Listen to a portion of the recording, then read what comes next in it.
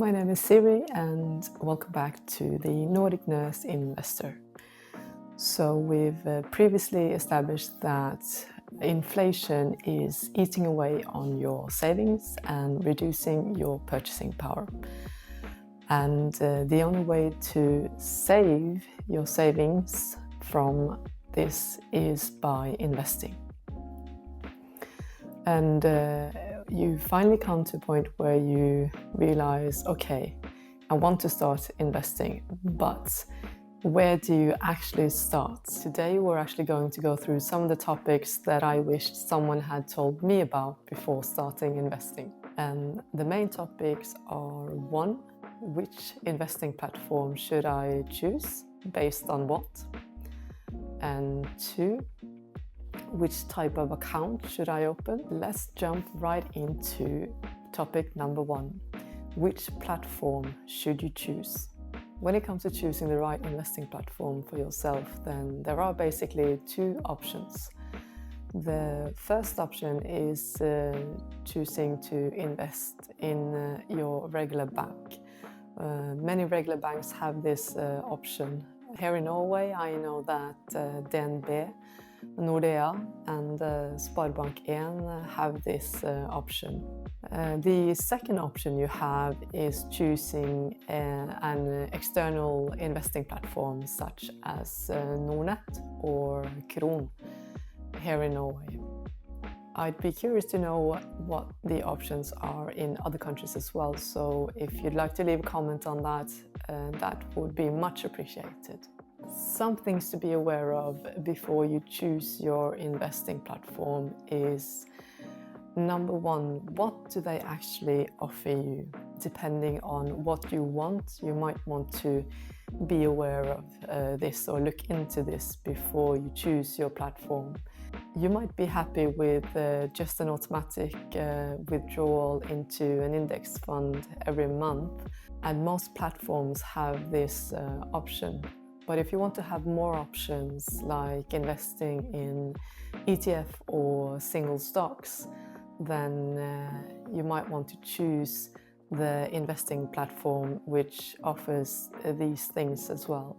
Another thing to be aware of is the hidden fees. Some platforms have a platform fee or a commission fee or just a management fee for the index fund.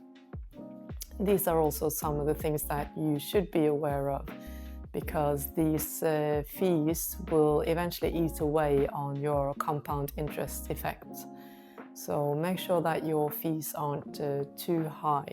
The commission fee is the one that these platforms charge every time you want to buy or sell a product. So let's say you want to buy a single stock, then the platform will charge a certain amount for you to be able to buy this product. And also, if you want to sell the product, then they will also charge this amount. This amount will vary depending on the platform. So you might want to make sure that this commission fee isn't too high for every purchase. Another hidden fee is a platform fee. Some platforms charge this, other platforms don't. Just make sure you know whether they do charge it or not. And the third fee is a management fee for the index fund. These fees will depend on whether they are actively managed or passively managed. Actively managed means that a person or an organization is actually actively managing the fund by buying or selling different stocks. And they will charge a higher percentage to do this. And usually this percentage is over 1%, which can be quite a lot over time if you choose to go for actively managed index funds. But most index funds are passively managed, which means they are just following an index. They're just following the economy in that specific sector or country. And these funds have a less management fee. They are usually below 1% and will be cheaper to have in your portfolio. So these are some of the things to be aware of before you choose your investing platform. So to summarize, some of the things to be aware of before you choose your platform is which platform should you choose based on what do you want to invest in? Do you want to just set up an automatic withdrawal every month that goes into an index fund, or do you want to have more options, such as be able to invest in ETFs or single stocks as well? Then you should choose your platform based on what you think that you will be investing in.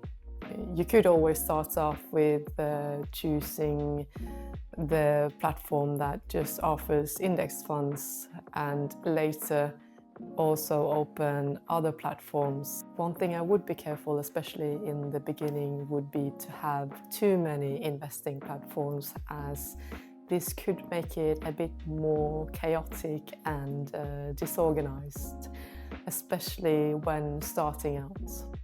The second is then to be aware of all the fees that the platform will charge you, as the fees will eat away on your compound interest as well. So make sure you have an overview of how much you will be paying in fees and what type of fees. So you've decided on which investing platform to go for based on your investing needs, and you've looked into the hidden fees and chosen one that has the lowest fees possible. Now you're ready to actually open an account and start investing. But which type of account should you go for? Here in Norway we have two main types of accounts: an AF account, fondskonto, or an ASK account, Aksjesparekonto. The main difference between these two accounts is when you're taxed. Most people go for the ASK account, Aksjesparekonto, as it doesn't actually charge you any taxes until you take the money out of the account, provided that money is a profit. If that money is a loss, you will receive a tax deduction on this. So you can buy and sell within that account, but not be taxed on your profit until you decide to take that profit out of your account. So for most people, I would recommend going for an account where you can buy and sell within that account and not be taxed until you have to take the profit out of the account. I'm curious to know the equivalent in other countries as well. If you could leave a comment, then that would be also much appreciated. Some things to be aware of when choosing the type of account is also what kind of financial products can you buy within these accounts. And here in Norway, the ASK account, you can buy index funds and single stocks and ETFs within the Nordic countries and within Europe. But if you want to buy financial products from the American stock exchange or other stock exchanges, then you have to have an AF account, aksje- or fondskonto. The AF account will charge you tax every time you buy and sell if it's a profit.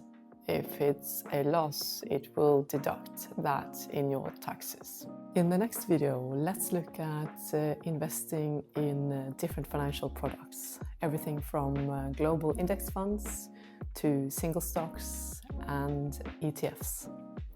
Until then, stay safe and I'll see you in the next one.